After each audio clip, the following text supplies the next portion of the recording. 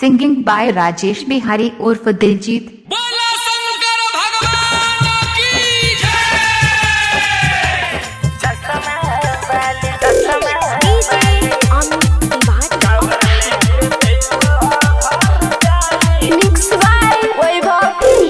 बाबा के दिहल ह दुनु ललनवा घर में आइल खुशहाली भौजी चश्मा वाली।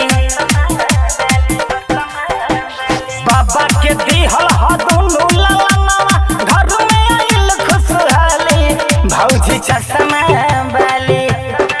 भौजी चश्मा वाली कावर लेके देवा घर जाली भौजी चश्मा वाली।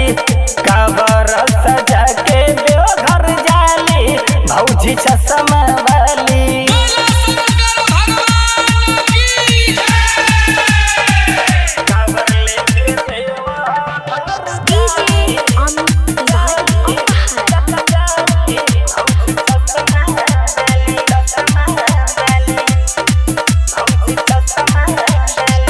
हरियर चूड़ी पहन के गेरुआ रंग के साड़ी तनिको न थके रहे सबसे अगाड़ी। हरियर चूड़ी पहन के गेरुआ रंग के साड़ी तनिको न थके रहे सबसे अगाड़ी। रहे कुमार तब जलवा चढ़ाइली तबे तो घर बर मन जोग पाइली तबे तो घर बर मन जोग पाइली। सावन भर बाबा पर ध्यान लगावे लहसुन प्याज नहीं खाली भौजी चश्मा वाली। भौजी चश्मा वाली कवर लेके देखुली धाम जाली भौजी चश्मा वाली। कवर सजा के देव घर जाली भौजी चश्मा वाली।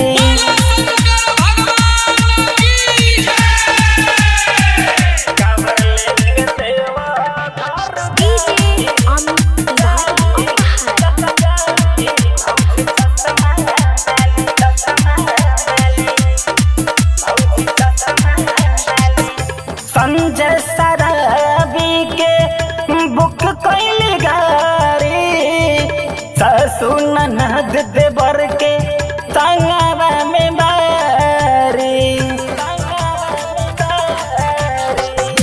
संजय सराबी के बुक कैली गाड़ी ससु ननद देवर के संगवा में बारी।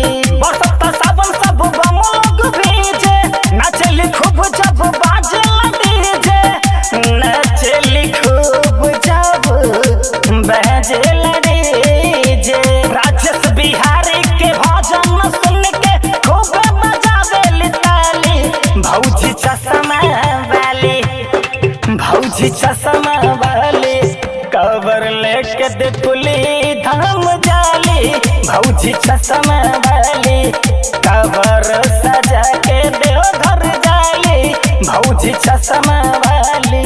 सिंगिंग बाय राजेश बिहारी उर्फ दिलजीत।